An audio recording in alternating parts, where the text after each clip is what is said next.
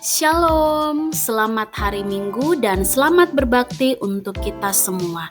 Minggu ini kita akan berbakti menggunakan etnis Tetun yang dipersembahkan oleh Jemaat Rayon 3 dan Rayon 8 Gemit Golgota Alak. Sejarah singkat Tetun.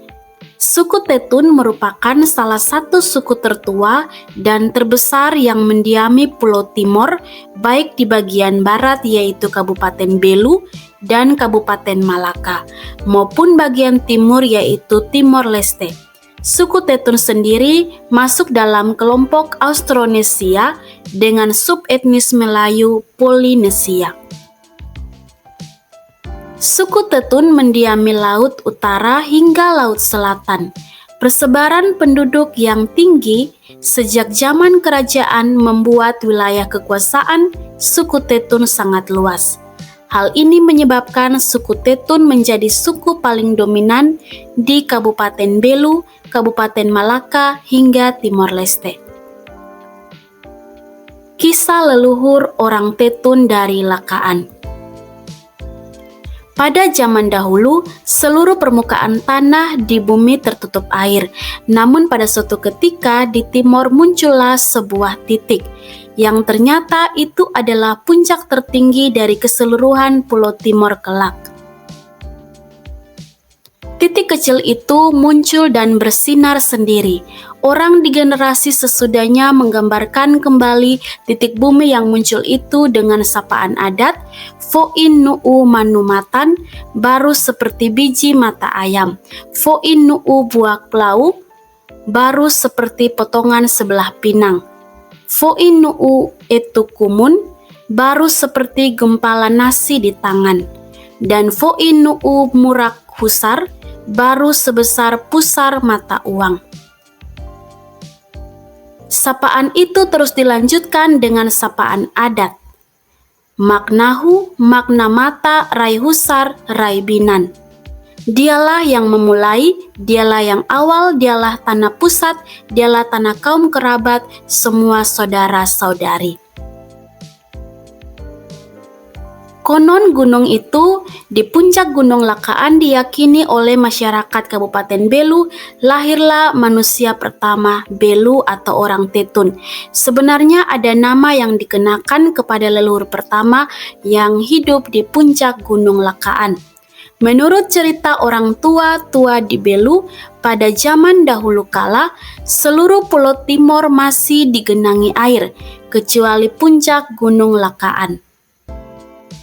Pada suatu hari, turunlah seorang putri dewata di puncak Gunung Lakaan dan tinggallah ia di sana. Putri dewata itu bernama Laka Loro Mesak, yang dalam bahasa Belu artinya putri tunggal yang tidak berasal usul.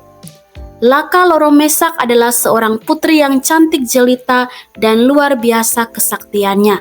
Kesaktiannya sangat luar biasa. Maka Laka Loro Mesak dapat melahirkan anak dengan suami yang tidak pernah dikenal orang.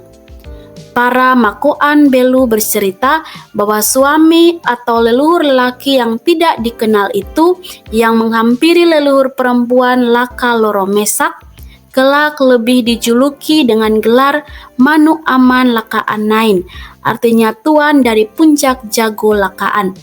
Karena kerahasiaan itu tetap terjaga sampai tidak disebutkan nama, maka Laka Loro Mesak disebut pula dengan nama Nain Bilakan yang berarti berbuat sendiri dan menjelma sendiri. Beberapa tahun kemudian, Putri Laka Loro Mesak melahirkan 2 orang putra dan 2 orang putri. Kedua putranya diberi nama masing-masing Atok Lakaan dan Taek Lakaan, sedangkan kedua putrinya masing-masing diberi nama Elok Loa Lorok dan Balok Loa Lorok. Setelah keempat putra-putri ini dewasa, mereka dikawinkan oleh ibunya. Karena di puncak gunung itu tidak ada keluarga lain, Atok Lakaan kawin dengan Elok Loa Lorok dan Taek Lakaan kawin dengan Balok Loa Lorok. Julukan adat Tetun untuk menyebut peristiwa ini adalah Karas Takamutu Belan Rai Libur, artinya dada dirapatkan, samping disatukan. Bulan berganti bulan, tahun berganti tahun. Sesudah perkawinan, Atok Lakaan dan Elok Loa Lorok pindah menetap di tempat yang lebih rendah karena surutnya air laut. Mereka memilih menetap di Bukit Nanaet Dubesi sebelah barat daya Gunung Lakaan. Dari perkawinan Atok dan Elok lahirlah 5 orang anak. 4 laki-laki, Dewu Mauk, Timu Mauk, Lida Mauk, dan Dilu Mauk. Dewu Mauk menetap dan berkuasa di Madeu, Rai Manuk. Timu Mauk menetap dan berkuasa di Netimu, Halililuk.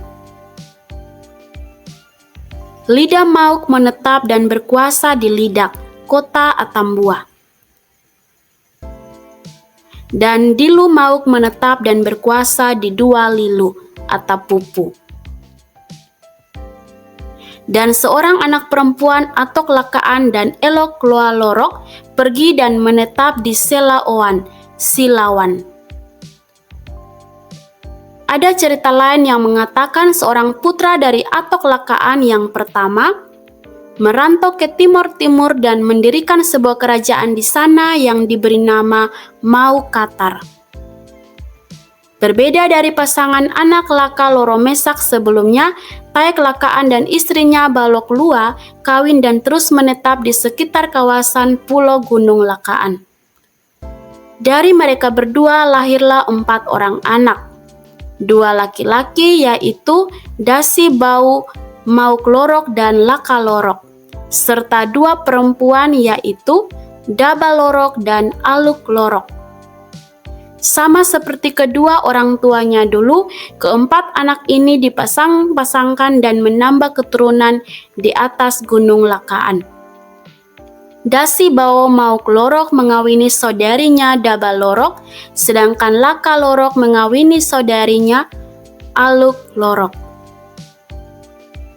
Karena sesudah perkawinan Laka dan keduanya langsung hijrah dan mulai surut airnya, kemungkinan mereka memenuhi kawasan timur Gunung Lakaan dan sebagian anak cucu mereka kelak menyeberang ke Sabu dan Rote. Sabu Mau, Timau, sedangkan Dasi Bau Mau Lorok dan Daba Lorok sebagaimana orang tuanya, mereka pun tetap menetap di sekitar puncak Gunung Lakaan.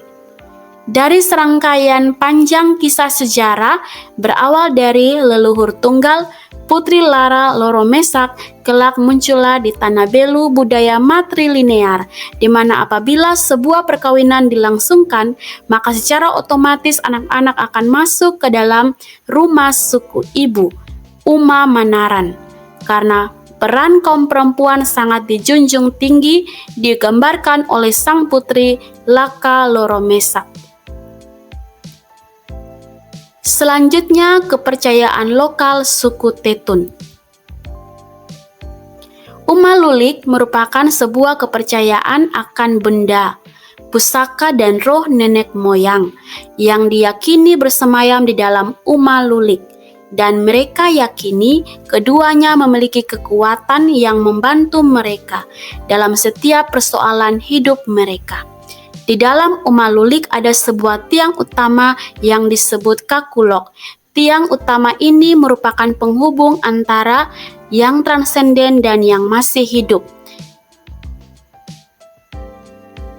Karena itu Umalulik dijaga oleh seorang perempuan yang bertugas memberikan sesajian dan menggantikan sirip pinang di tas para nenek moyang mereka yang disimpan di Umalulik.